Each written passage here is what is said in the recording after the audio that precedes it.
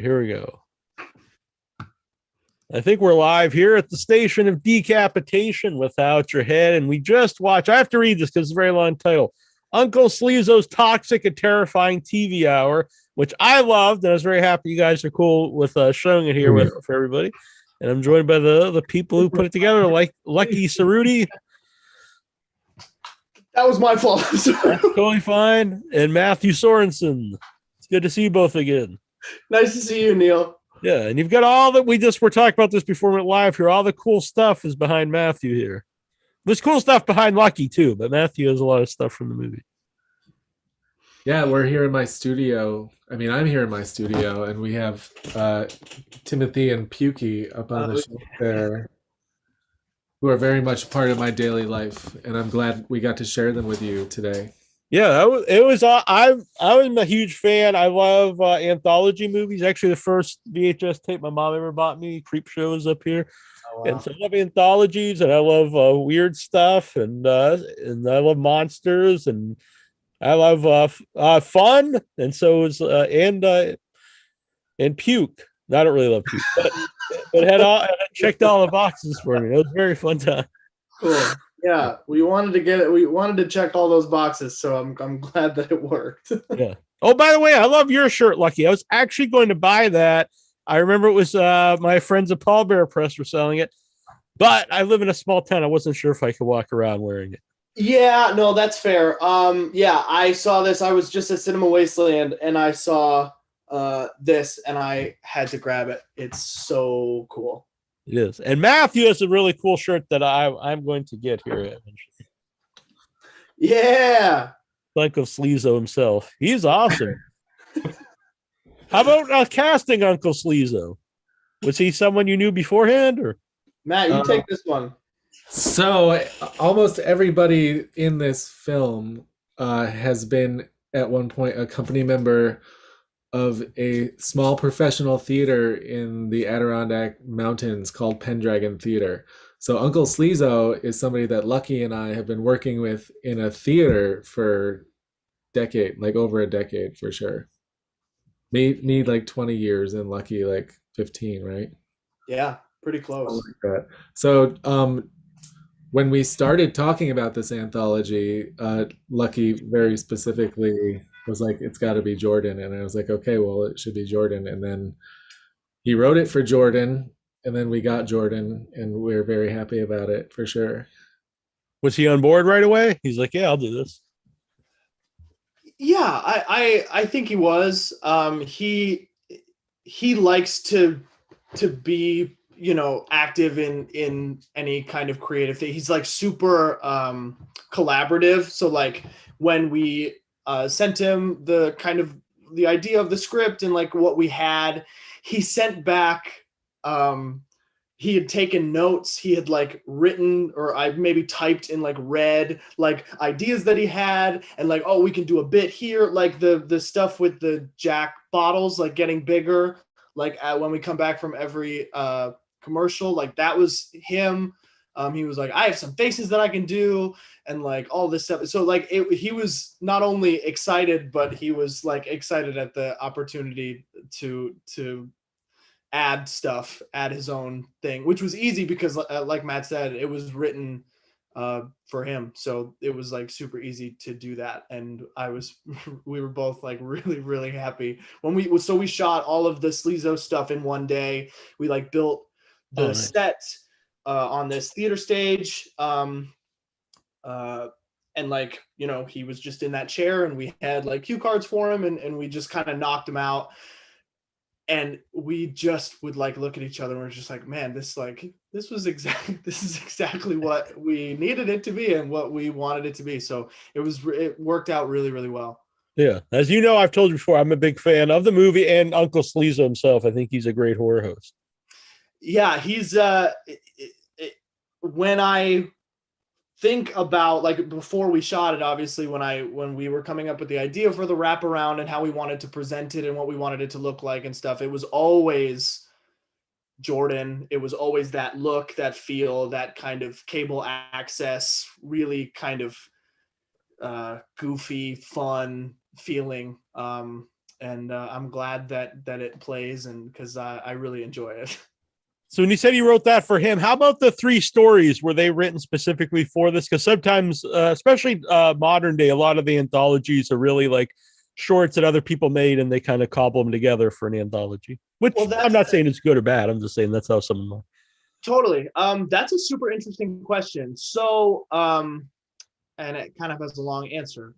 So when we were done with Freak, which was the previous movie that we made, I went and I shot a short for an anthology that Marcus Cook, who some of you might know, director of 100 Tears, and he was putting together this kind of like huge collection. It ended up being 3 volumes worth of anthologies called Symbolicus, and I'm on volume 2.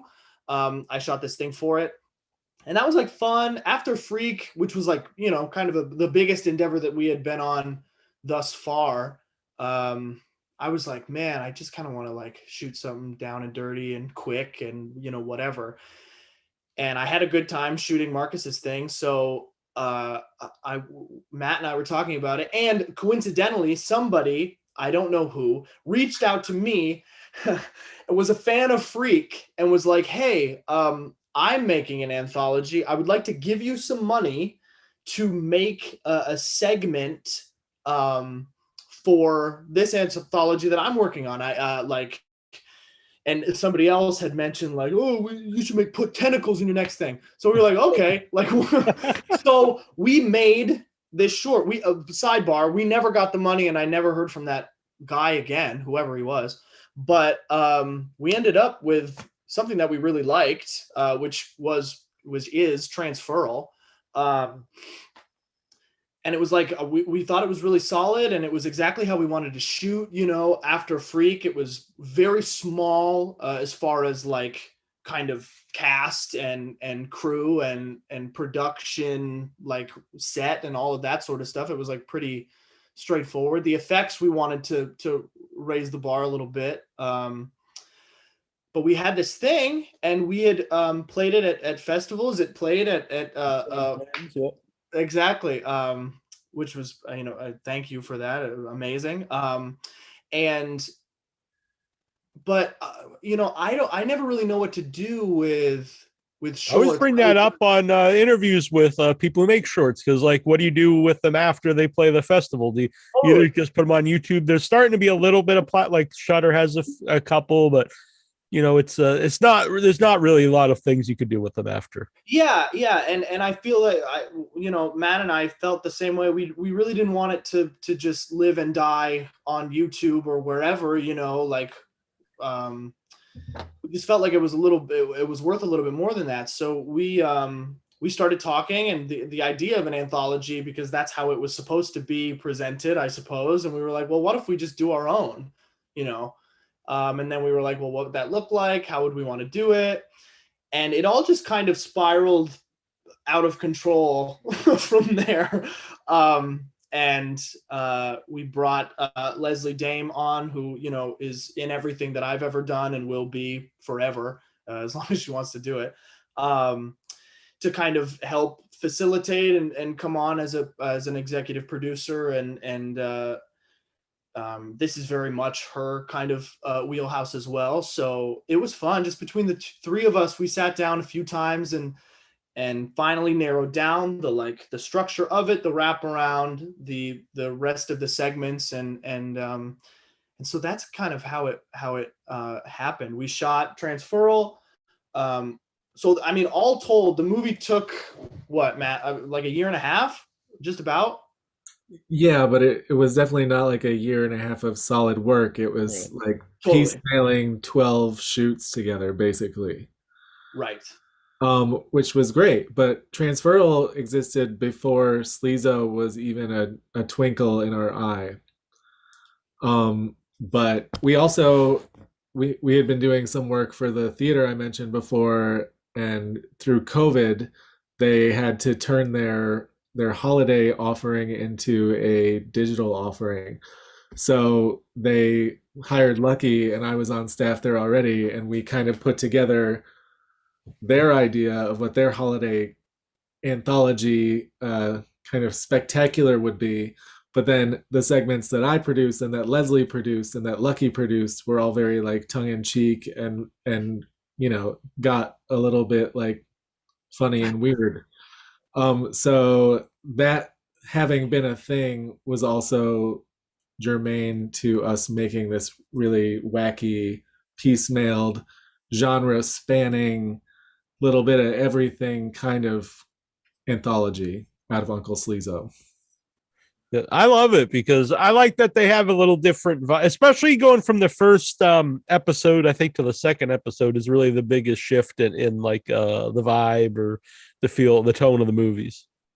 Yeah, for sure. So the first segment, Beta Wolf, was the last segment that was shot. Um, and in thinking about the segments, having already had Transferal made, which is kind of like this otherworldly kind of alien sort of thing, we were like, well, let's do a monster one and let's do a like a supernatural one. So that's kind of that was the jumping off point as far as like how we wanted to structure them.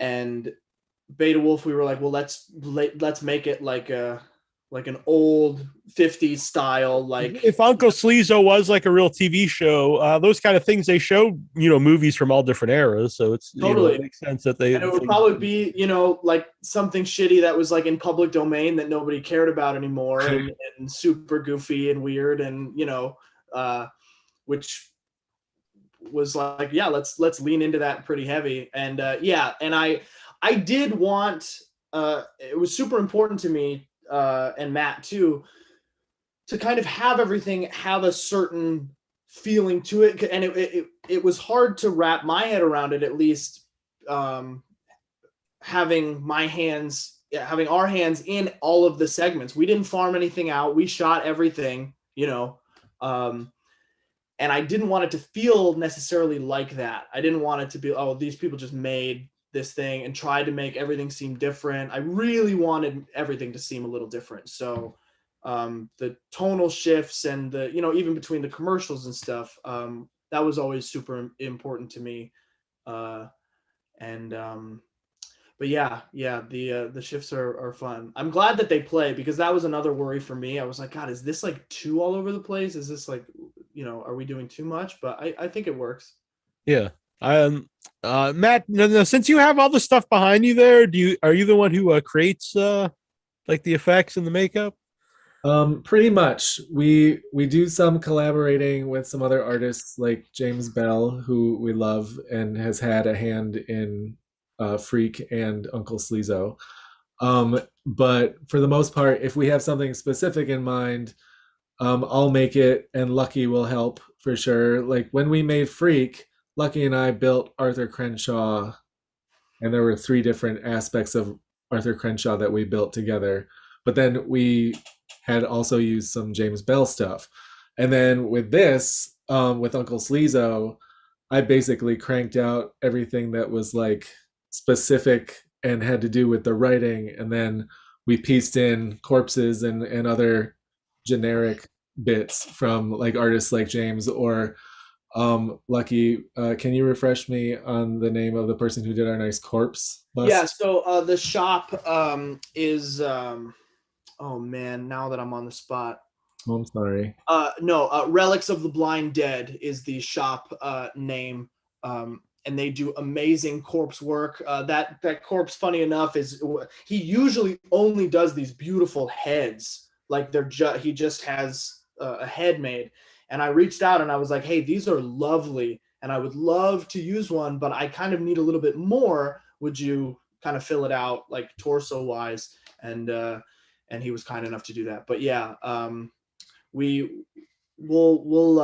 bring some folks on, like Matt said, if it's something that isn't that we feel like we wouldn't necessarily need to sculpt so Right. specifically, I suppose. But like everything for transferal, like the tentacles we made from scratch, the open chest cavity we made from scratch, like out of as close to Bryce as we could, who played the man. All the makeup and effects in that, we really wanted to really focus on practical effects. And I just got my master's degree in puppetry from the University of Connecticut. So crafting things and using like latex and sculpting and stuff is all in my wheelhouse. And Lucky and I kind of just said, okay, we want to do this. And then my job is to draw it on a piece of paper and then make it a real thing, which is my favorite thing to do. So like when we started talking about like Pukey, for instance, like the puke puppet up here, we literally said, hey, we want to do a piece that has a, like if there was a Sesame Street pile of vomit from a bum in the street, what would it look like? And the story that we had created Pukey for was actually very different than the trailer that you saw initially. And it was going to be a segment. Do you remember when it was going to be yeah, it was one going to of be the a whole segments? short, right? Which is so weird. Yeah. Yeah, I love them. I hope that you revisit them at some point. That's what I want, but Lucky is less enthused about. Don't do that, man. Don't do that. No way, man. We might do something bigger. I also like the idea of because you have Crenshaw in here. I like the idea of a shared universe, and you could at least maybe if it's not a whole movie, you could call back to him at some point. For sure, Yeah. we've been joking about that actually.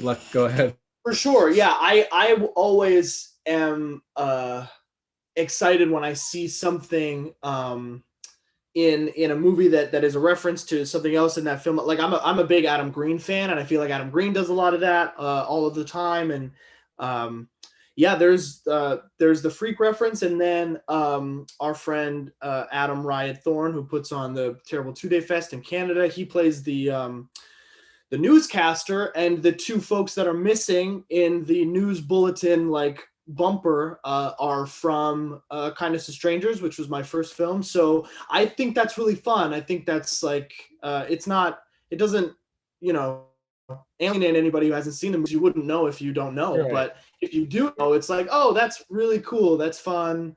And yeah, I hope to continue that. I hope maybe in Freak 2 somebody's watching TV and Sleazo's on. I think that's really funny. Yeah.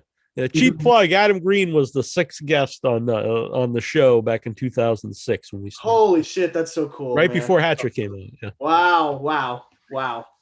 So I wanted to add to what Lucky said. Even within Sleazo, we have a multiverse kind of thing happening, because in the Bile Duct trailer, we have a poster for Night of the Fetus 2 and Clown Cop. And then in Clown Cop, there is a walk-on split second that you have to watch like a million times, but it's a character from the Bile Duct trailer. Oh, really? And then there's all these other pieces that make appearances all throughout. So like the dead cat that's really heavily featured in Transferal is in almost every single piece. Almost. Yeah, it's on the bulletin board behind Charles, the police chief in Clown Cop. The kid is playing with it in the Dahmer commercial. It's around a few other places, but yeah, we really had a lot of fun with that sort of stuff, and having it kind of be this drawn out production schedule. We could like really plan fun stuff like that. I also mentioned deadvisionproductions.com. You can get if you're watching this, afterwards, or if you did watch the movie and you want to get the physical copy, you can get your movie off your website. Yeah, for sure. Blu-rays are coming, and it comes with a full commentary with me and Matt, some bloopers. Matt does a tour of the Dahmer play set that's super in-depth. I know people like that. Geraldine in the chat was a big fan. Yeah. So we try to, pack the releases. I'm a big fan of commentary tracks, and I don't think we get enough of them anymore. They almost become a thing of the past. I agree. Matt and I have a good time doing them.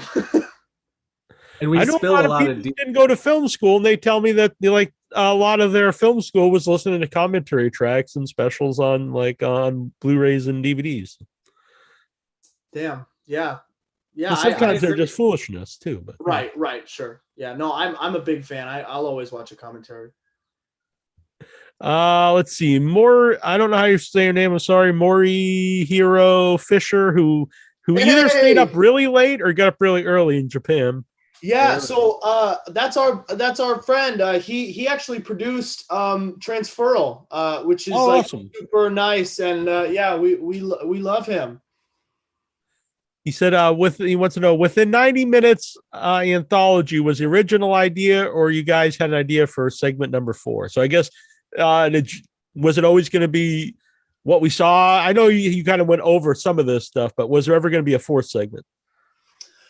I don't think there was ever going to be a 4th segment. There was definitely some, back and forth on what the segments would be. Soulmate, for the most part, stayed pretty true, but Beta Wolf was kind of nebulous for a little while. We did for sure have other ideas for other commercials that kind of were cut, just because I we felt like the balance had to be right, especially if you were going to keep coming back to the commercial breaks and having like a fake trailer be in every break and like that sort of stuff. So but 3 segments was always the idea.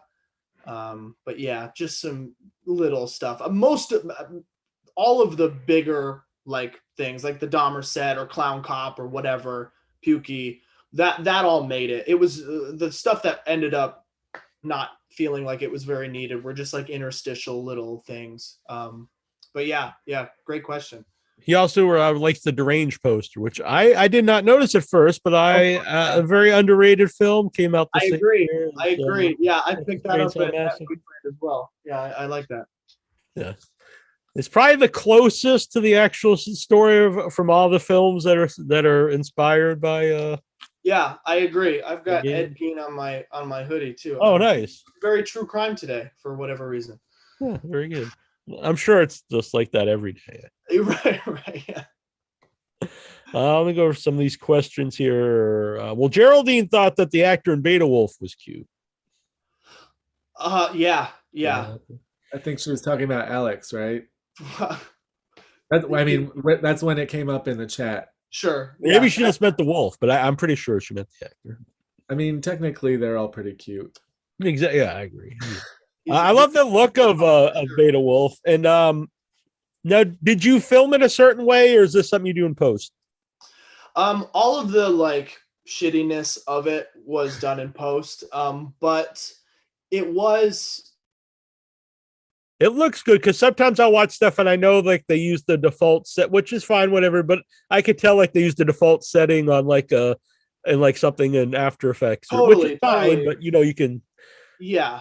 It definitely wasn't a drag and drop sort of situation. As far as the like effect, it took a little bit of work and it was like kind of layered, but as far as shooting it, I was trying to be conscious of the fact that something that was shot back then wouldn't necessarily be shot the same way as something now because the cameras were bigger and they couldn't move it as much. There are still some stuff in there that would never be shot in a movie that was made back then, but like whatever. But that was definitely like something that I was trying to be conscious of. But I love the transformation. It's an old school horror fan seeing like the dissolves into the Wolfman character. It's yeah, great.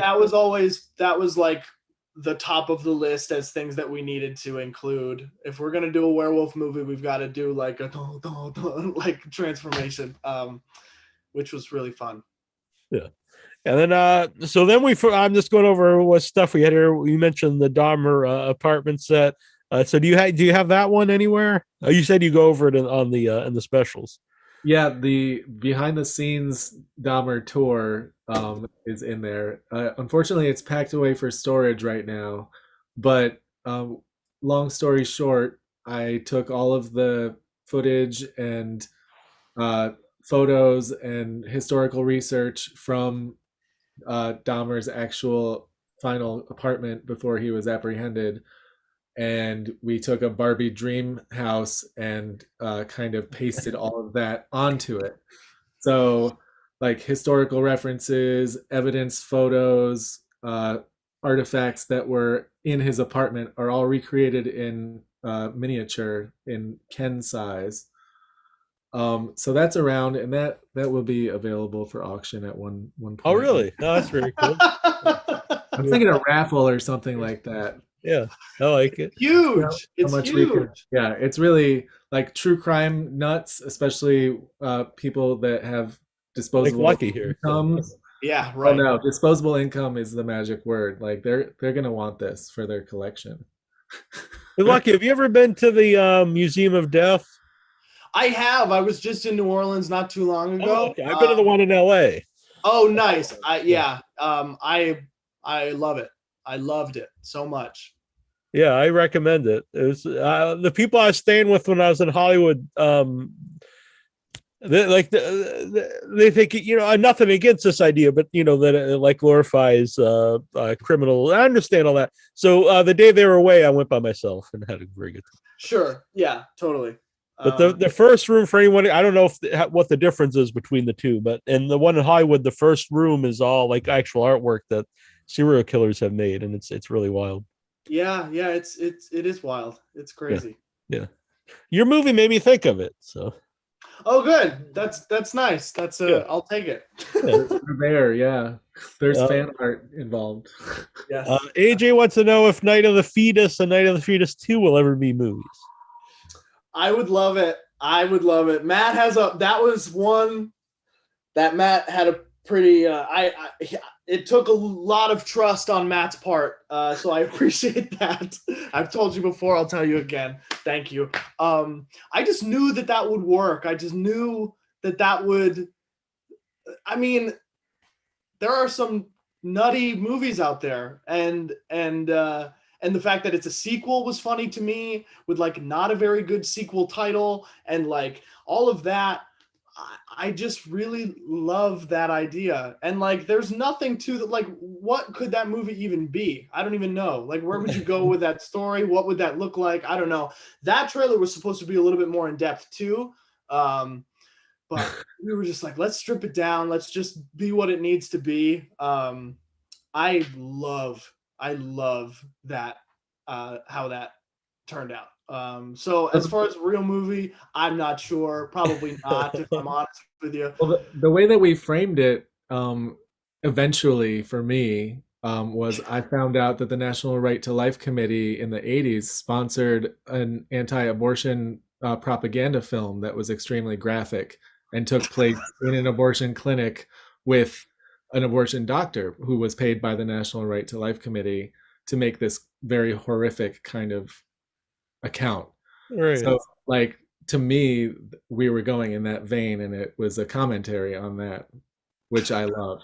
See, I didn't even know any of that. I just wanted a fetus to come out of a girl's mouth. But I did some research into yeah, well, there is that little tag. There's like the Toxic Avenger, like no one under 18 will be permitted in this movie, and then on the other side is like paid for the whatever. And I didn't even notice this. This is cool. I like, many because I always like fake commercial stuff. Like I honestly think that's some of my favorite stuff in RoboCop, and it all has like some weird social commentary, and then this is kind of making fun of the social commentary within that. Right. Yeah. Uh, the gams on that model. Yeah. Anyway, what was your question? Vic wants he just want to know how fun it was to make this. He thought that it looked like a fun time. Everybody had fun. Yeah. Yeah.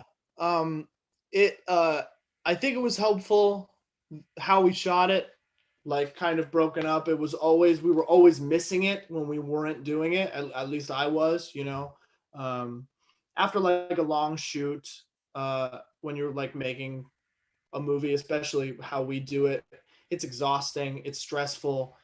For me, it's like, it's a lot of work. But how we did this, the like bite-sized segments, how we shot it, I always wanted to do more of it. I never felt like I miss it. Now I miss it, even just like watching it and talking about it, I miss it. And it was fun. And the most fun for me, and probably Matt too, is just getting all of our fucking friends involved. You know what I mean? Like that's what it's always been about for me. If I can't make weird shit with my friends, I don't want to. I don't want to do it. And this was just so much of what Dead Vision is to me, what I've always wanted it to be, is just people being able to make cool stuff and have a good time doing it. And that's why this really is special to me and Matt too. You know, when we watch this and we'll still text each other about like, hey, you remember when we got, you know, this person to say this or like whatever, ha ha ha, you know, like that's super fun. And everybody had a good time. I hope, you know, I haven't heard anybody that hasn't, and don't tell me because I don't want to know. But it's just like really, it's really special to like be able to have so many people that trust the work that we do, or just, you know, like us enough to humor our weird sensibilities a little bit. You know, it means a lot to me. It means a lot to Matt. So it is fun, for sure. Anthony T's horror and wrestling show. What made you decide that each story should be different? In tone. I think like different as far as like, And he says in tone. Oh, in tone, sure. I think that goes back to having it be important that it felt like different people made the, like I didn't want it to seem like we were trying to make different things, but it felt you know, like if you watch Joe Bob, you know, it's not like he made the movies he's showing; they're all different things. For sure, yeah. So I think that was like where it stems from. The tones being super different. And like we were saying earlier with Beta Wolf, I really wanted to lean kind of into we wanted to lean into the more like goofy kind of schlock of it all. And then, you know, with something like Soulmate, I wanted it to be deadly serious, you know. And I guess I'm going to spoil a little bit of Soulmate here, and I guess most people just watch the movie, but I love that Soulmate is very serious and like somber, and then that really makes the end like great to me because the end's very like really gross, and I think you know, there's when you see shorts at festivals, some of them are kind of like that, where it's almost like a one joke. I don't want to say it's one joke, but you know what I mean. It's like it all leads up to to like the big punchline. And Soulmate really, there's a lot to it besides that, but the somberness of it, without that, if it was been like gross and kind of dirty, the whole thing, the payoff wouldn't have been the same. Yeah. Thank you for saying that. I agree. That payoff was always in the plan. That was always how I wanted to end it. I didn't want to end it any other way. But again, I think the juxtaposition behind it being so like gross that she's in bed and she's, you know, presumably about to fuck that corpse. Yeah. I think it's fun that the lead up is very like, yeah, she's like, so, you know, she's lonely. It's kind of like this romantic sort of feeling about it, you know. Yeah, you really feel bad for you feel sad for her. Totally. Well, I mean, Liv just sells it. So I was so thankful to have such a great cast in that one, because it wouldn't play as well if I had anybody else in any of the roles. I don't know if anybody knows. Sorry to blow up your spot, but Matt Sorensen, Madame Althea herself.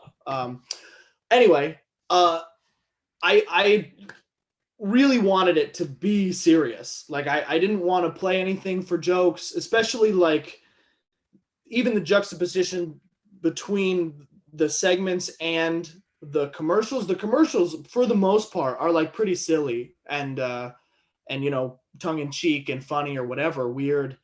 But that and Transferal, and in a way Bile Duck too, I really wanted to take seriously. You know, I really wanted to not have anything about Soulmate be funny or weird or I wanted you to feel bad. I wanted it to feel grounded in that way, but also the payoff. It's also kind of like what a realistic version of some of these like Twilight, because it's like it's always romantic about this person and this undead person, but really it's it's necrophilia, and this is what it would be. It's right. Which like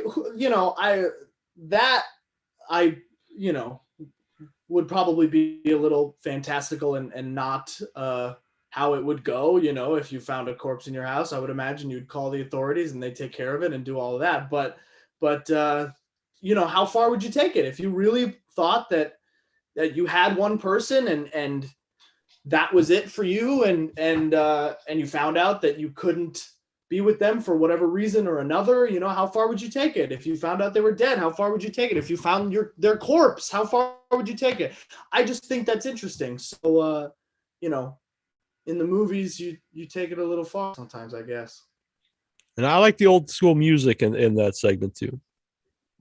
Yes, yeah, that was again, from the beginning, when we were talking about what would be playing in Althea's shop, what would be, and a note about the music, when it starts, when you first hear it, when they first enter Althea's shop, all of the music is kind of lyrics that have to do with being lonely, that, woe is me, I'll never find my love, all of this sort of stuff. And then you'll hear it again when Liv calls Althea on the phone in the car and she's crying. The music in Althea's shop is this song that's like, after you get what you want, you don't want it. So like you found presumably you found the person.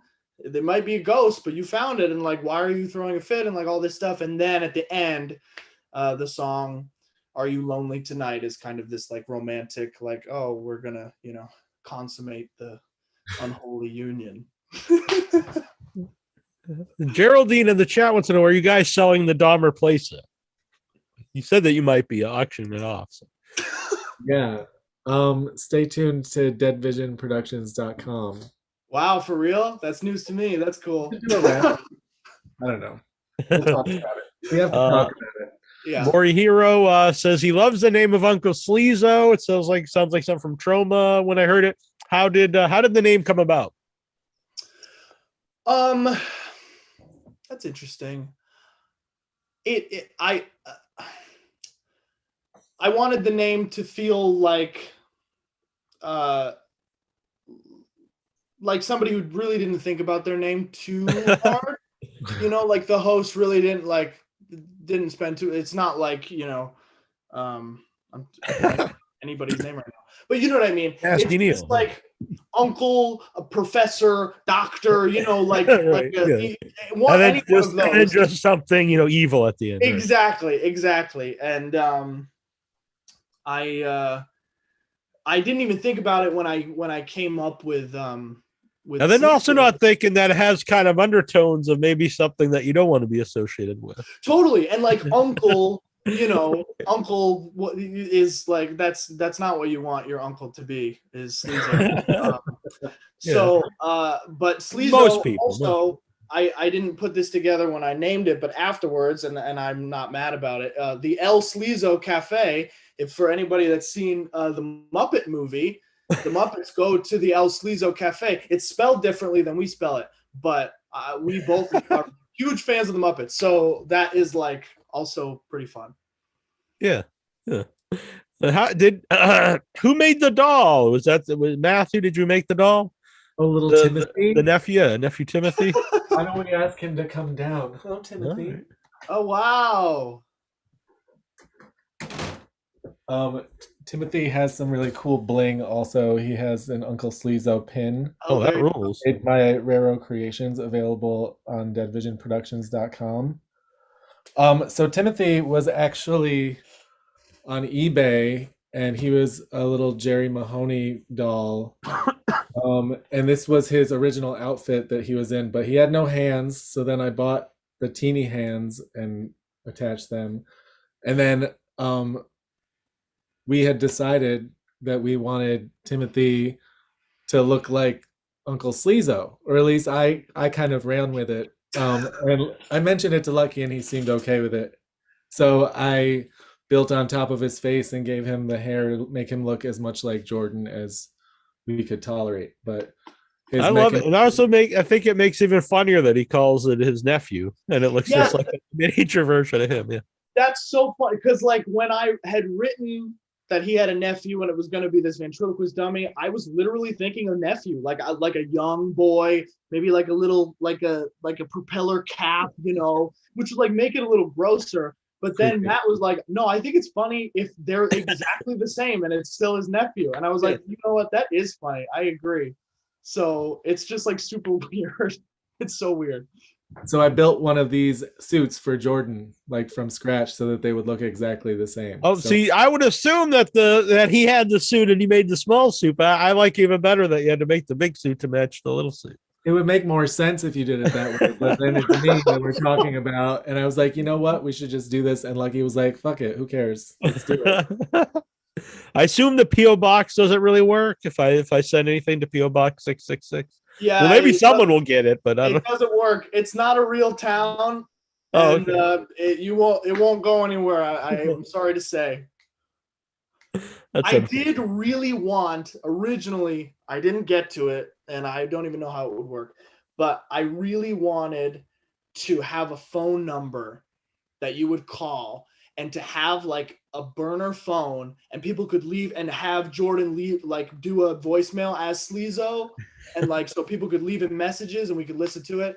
Maybe if we ever do a sequel to this fucking thing, we'll do that. But that was like an idea that I had. So but yeah, the PO box is not real, unfortunately. Unfortunate. All right. Not yet. Matthew said you went to the University of Connecticut. Are you both in New England or? I'm in Connecticut now, but I lived in upstate New York in the Adirondacks for all my whole life, and that's how I know Lucky. But Lucky is in Manhattan. I've been in Manhattan for quite a few years now. But yeah, born and raised in upstate New York. Worked with Matt pretty much my whole life. So we shoot everything upstate. It's kind of like the land of a million favors. So we can work with everybody that we know and we love, and also be able to use really cool places and things that we wouldn't necessarily have access to anywhere else. How did you guys meet to become creative partners? Pendragon Theater, baby. Is that true? I think so, because I was working there as a young adult, and you were there as a child actor in Bunnicula in like what 2004 or something like Yeah, that. I was 10 when I did my first show at Pendragon, and funny enough, I was it was Bunnicula, which is like these. I don't know if anybody has ever heard of those books. They were like children's books, and it's a bunny that's like a vampire, and it eats vegetables or whatever. I don't know, but it was a play that we did, this children's show. I was in it, and there was another actor in the show that played my dog. This this gentleman that played my dog in the show. This gentleman's name is Kent Streed, and little did I know that 16 years later, I would cast Kent Street as Mr. Crenshaw in Freak, and he's in Sleazo as Arthur as Silas Crenshaw again, and in Clown Cop as the hobo clown. So Emmett Smelly is his name. Emmett Smelly, that's right. So yeah, super full circle weird moment to think about. But yeah, so you're probably right. Matt has directed me in a lot of shows. I grew up as Matt did, a theater kid, an actor. So we've worked together on the stage quite a bit. And then when COVID hit, actually right before Matt was supposed to direct a production of Frankenstein. Oh, awesome. And I was going to perform in that. And then COVID hit and shut everything down. And that's when we were like, well, we should just make a movie. And we made Freak. So Matt's kind of stuck with me now. I'm a big fan of Freak. Thank you. Thanks. And Transfer, like you said, we played it at one of our festivals, Severed Limbs, and I'm a big fan. And so we talked a little bit about it on the last one. And I did mention that when I first saw it, I actually thought it was the tentacles were stop motion, and you guys had told me that they were actually puppets, and they look great. I'm a big fan of stop motion too, but I'm a big fan of anything practical because I think even bad practical effects still, and I'm not saying this was bad, but even bad practical effects have a charm to them where I think bad CG is just bad. I agree. And people say the same thing about Freak. People always say that Arthur Crenshaw is stop motion. No part of Arthur Crenshaw is stop motion. And we are big fans of stop motion too. We would love to do a stop motion thing one day. It just takes a lot more work and a lot more time than we usually have. So, but yeah, everything is, puppeteered in one way or another.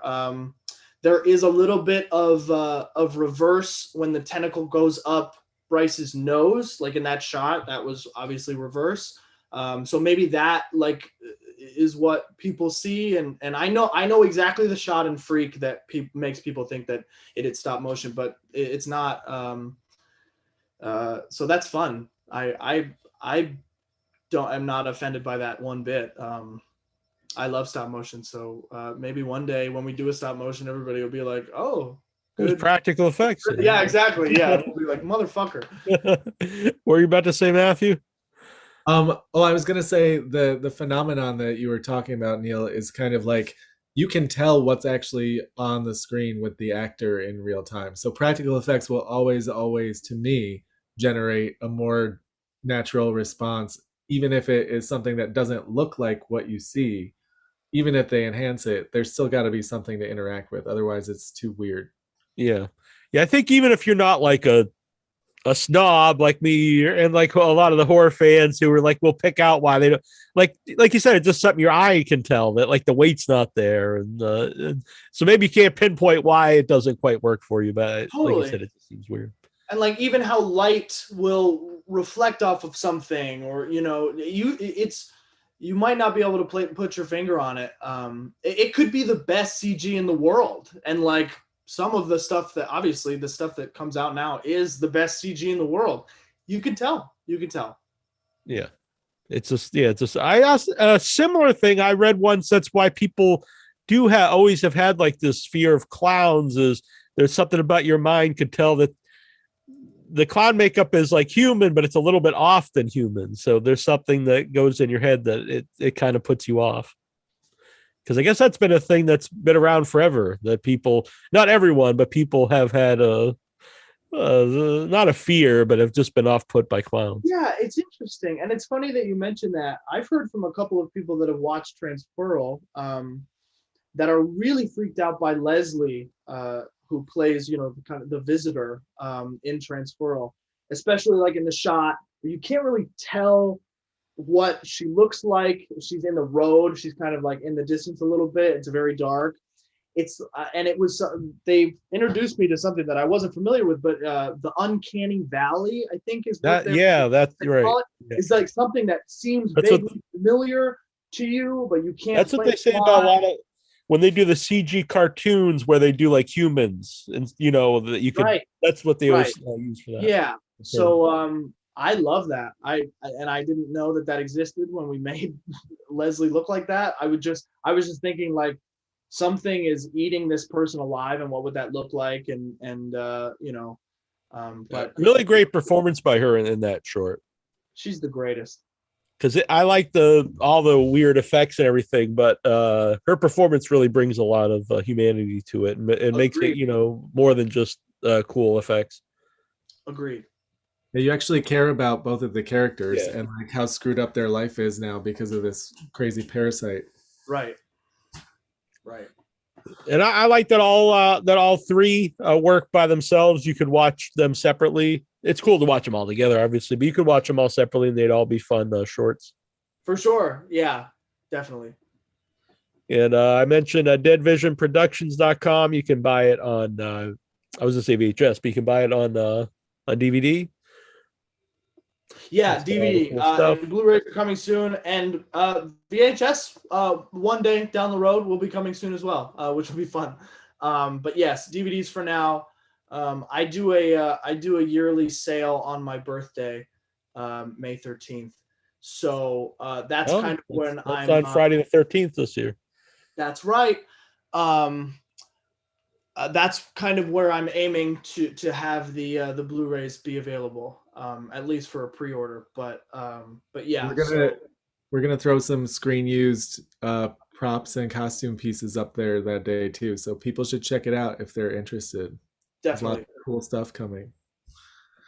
Very cool. I'm a huge fan of Uncle Sleazo. I'm a big fan of all your work that I've seen so far. So I'm always excited when you have something coming out. We really appreciate that. Thank you, and thank you for always having us on, showing our stuff. It really means a lot.